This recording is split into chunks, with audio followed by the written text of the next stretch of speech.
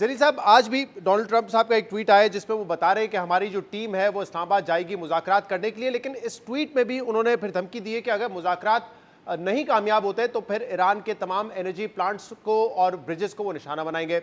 अब इसी किस्म के बयानात हमें ईरान से भी मुसलसल सुनाई दे रहे हैं। ये पहली मर्तबा नहीं है, दोनों तरफ से हम इस तरह के बयानात भी देख रहे हैं। तो ये बड़ा नॉर्मल है या अनयूजुअल है कि इस तरह के कॉन्फ्लिक्ट में हम देख रहे हैं कि पैरेलल ट्रैक्स चल रहे हैं और एक डुअल अप्रोच है कि धमकी और जहराना बयानात भी होते हैं लेकिन साथ साथ नेगोशिएशंस भी हो रही हैं। इज इट अनयूजुअल या आपके ख्याल में बिल्कुल नॉर्मल है इतने बड़े एक कॉन्फ्लिक्ट में? जी शहजाद साहब, थैंक यू सो मच मुझे अपने प्रोग्राम में लेने का। ये जो आपने इशू रेज किया है कि बयानात दोनों तरफ से बड़े सख्त आ रहे हैं, तो उस सिलसिले में मैं ये कहूँगा कि ये एक जो पिछले 50 साल की जो टेंशन रही है दोनों ममालिक के दरमियान, तो उसका लाजमी नतीजा यही है कि जब ये मुज़ाकरात शुरू हुए तो उस वक्त भी इस किस्म के बयानात आ रहे थे और इस किस्म की जो कन्फ्यूजन थी, और अभी जबकि पहला दौर ख़त्म हो चुका हुआ है और दूसरा दौर भी एक्सपेक्टेड है, तो उसमें भी इस किस्म के जो बयानात आ रहे हैं वो मैं कोई उसको इतना अनयूजुअल नहीं समझता हूँ। लेकिन मैं इतना ज़रूर कहूँगा कि ज़रूरत इस अमर की है कि दोनों फरीकैन को चाहिए कि इस सतह पे जबकि मुज़ाकरात आगे बढ़ रहे हैं हमारे ख्याल के मुताबिक, तो उसमें ज़रूर एक मॉरेटोरियम ज़रूर होना चाहिए इस किस्म के बयानात के ऊपर। ऑब्वियसली एक ब्रिंकमैनशिप भी होती है और ये सारे बयानात उसका नतीजा भी हो सकते हैं।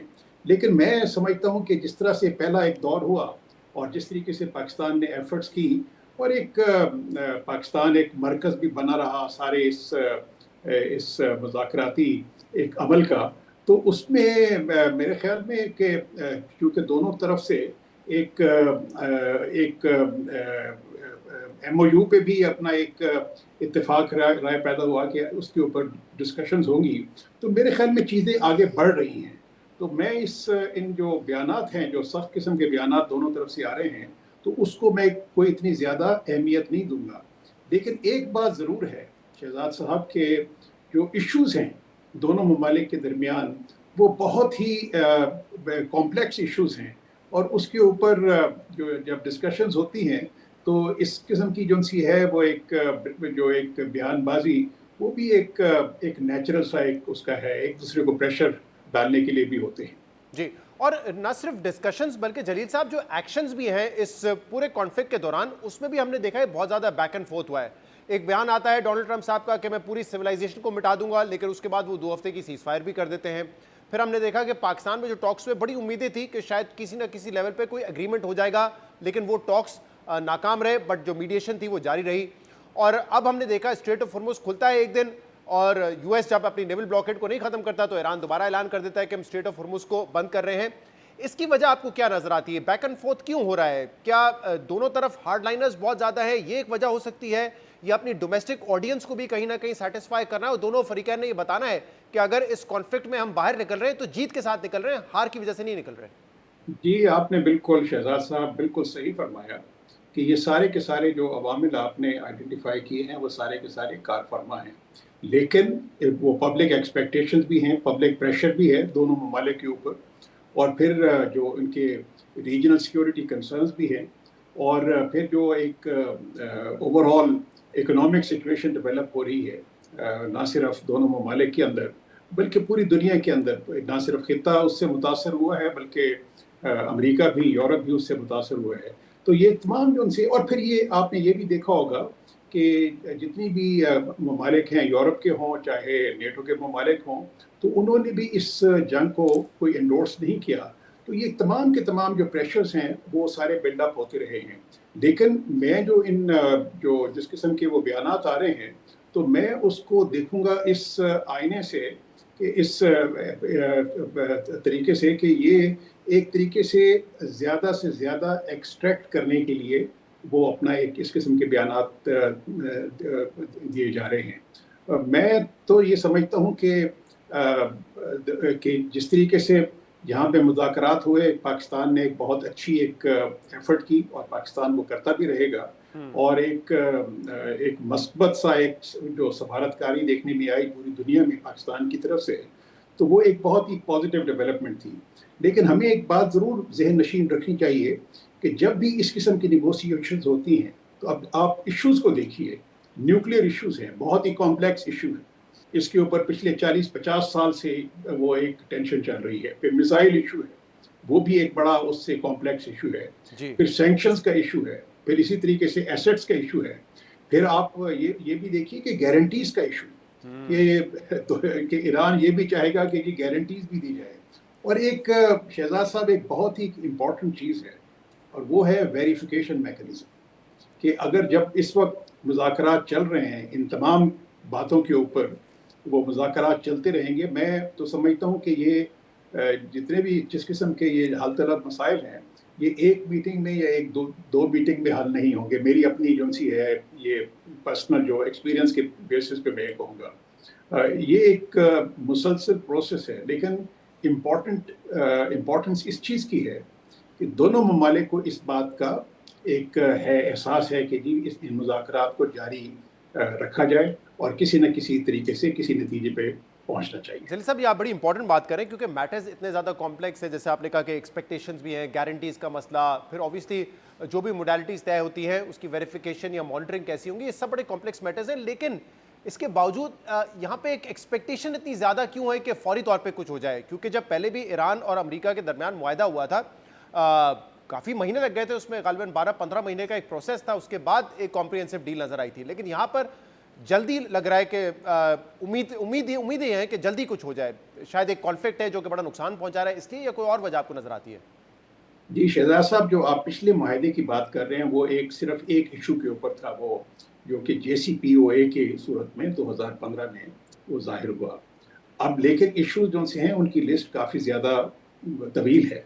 न्यूक्लियर इश्यूज, जिस तरह मैंने पहले कहा, मिसाइल इश्यूज भी हैं, सैंक्शंस के भी इश्यूज हैं, और इसी तरीके से एसेट्स के भी इश्यूज हैं, गारंटीज का भी ज़रूरत की इश्यूज है, फिर वेरिफिकेशन मैकेनिज्म है।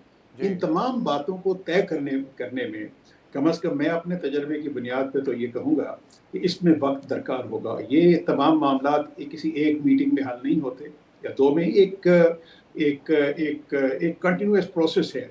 मेरा अपने ख्याल के मुताबिक जो कुछ लीगल एस्पेक्ट्स भी हैं, इसके कुछ टेक्निकल एस्पेक्ट्स भी हैं, और इसी तरीके से जो बाकी जो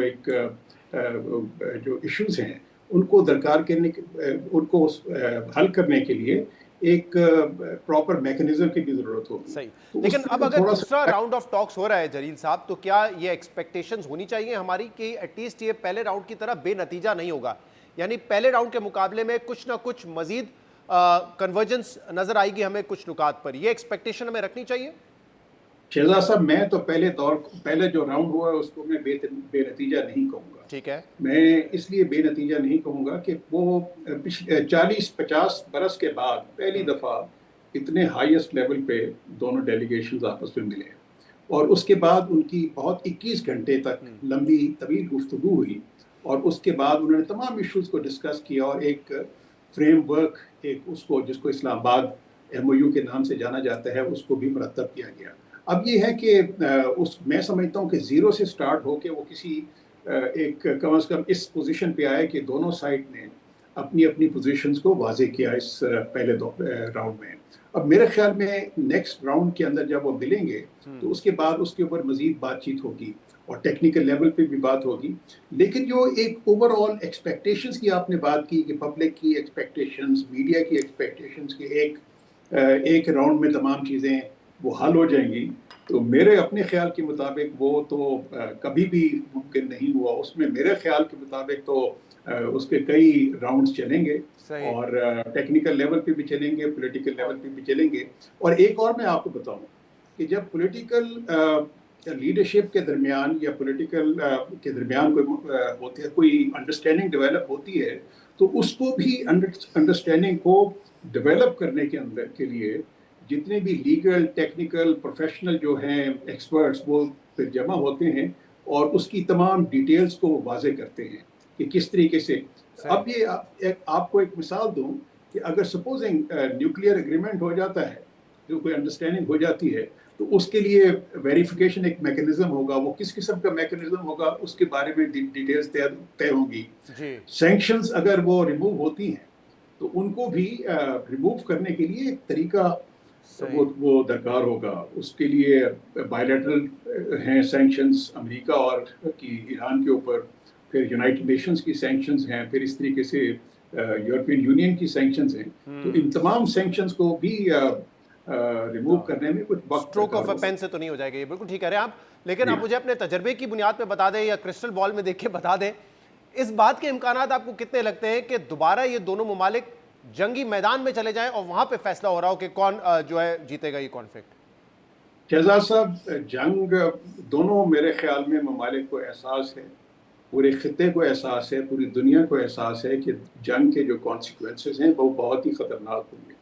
اب آپ دیکھیے کہ اگر آپ جتنی بھی جو انٹرنیشنل فائنینشیل انسٹیٹیوشنز کی اگر آپ رپورٹس دیکھ لیں، جو لیٹسٹ رپورٹس آئی ہیں پچھلے ایک ہفتے کے دوران، تو اس کے اندر تو انہوں نے واضح طور پہ کہا ہے کہ اگر جنگ یہ کنٹینیو کرتی ہے اور یہ سیز فائر اگر ختم ہو جاتا ہے اور ایک پرولونگڈ جنگ ہوتی ہے، تو ہر مہینے جو جتنے بھی ممالک ہیں نہ صرف ان کی جی ڈی پی میں بہت زیادہ کمی آئے گی، بلکہ ان کی جو انفلیشن ہے وہ بڑھے گی، فوڈ شارٹیجز ہوں گی، اور جو پاورٹی لیول ہے پوری جو خاص طور پہ ڈیولپنگ کنٹریز میں اور باقی ڈیولپ کنٹریز میں، وہ بھی کافی زیادہ بڑھے گا آگے۔ تو میرے خیال میں ان چیزوں کا ادراک دونوں ممالک کو ہے، اور وہ کوشش ان کی یہی ہوگی کہ کسی طریقے سے جنگ نہ ہو اور نیگوسیشنز چلتی رہے، اور میرے خیال میں ریجنل کنٹریز جو خلیجی ممالک ہیں ان کی بھی یہی خواہش ہوگی۔ جلیل صاحب یہ بتائیے گا، یہ کانفلکٹ اگر لیٹ سپوز کسی ایگریمنٹ کی وجہ سے فی الحال ختم بھی ہو جاتا ہے، کیا آپ کو لگتا ہے کہ ایک نیا ورلڈ آرڈر ہوگا یا اس خطے میں کم سے کم ایک نیا آرڈر ہوگا؟ کیونکہ خلیجی ممالک کی سیکیورٹی گارنٹی جو ہے وہ اوبویسلی امریکہ نے دی ہوئی تھی، لیکن جب اسرائیل اور امریکہ نے ایران پہ حملہ کیا تو ایران کی جانب سے خلیجی ممالک پر حملہ ہوا۔ پھر ہم دیکھ رہے ہیں کہ بے شک اسرائیل میں یہ وار پاپولر ہو یا نہ ہو، لیکن امریکہ میں تو نہیں ہے، اور وہاں پہ بڑی تنقید ہو رہی ہے اس جنگ کو لے کر۔ تو کیا امریکہ ایک بڑی پاور بن کے ابھرے گا یا ایک کمزور ہو جائے گی ان کی پاور اس کانفلکٹ کے بعد؟ کیسا دیکھتے ہیں آپ اس پورے سینیریو کو؟ جہاں تک تو امریکہ کا تعلق ہے تو امریکہ کی آپ میرے خیال میں اوور آل پرسیپشن یہ ہے کہ ان کی جو ساکھ ہے وہ ضرور متاثر ہوئی ہوگی اس جنگ کی وجہ سے، لیکن جو ان کی پاور ہے، اگر کوئی یہ سمجھتا ہے کہ ان کی پاور ایروڈ ہوگی تو میں نہیں سمجھتا ہوں، کیونکہ امریکہ ابھی بھی بہت زیادہ ایک انفلوئنس ریٹین کرتا ہے انٹرنیشنل انسٹیٹیوشن پہ بھی، انٹرنیشنل سسٹم کے اوپر بھی۔ دوسرا آپ نے پوچھا کہ جی کیا یہ سیکیورٹی آرکیٹیکچر یہی رہے گا جو پچھلے 50 60 70 برس سے ہے؟ تو میرے اپنے خیال کے مطابق اس میں کافی چینجز آئیں گی، نہ صرف ہمارے خطے میں جو ایک سیکیورٹی آرکیٹیکچر اس میں تبدیلیاں آئیں گی، بلکہ ایک اوور آل جو ایک الائنس سسٹم ہے نہ صرف ہمارے خطے میں بلکہ پوری دنیا میں، اس میں بھی تبدیلیاں رونما ہوں گی۔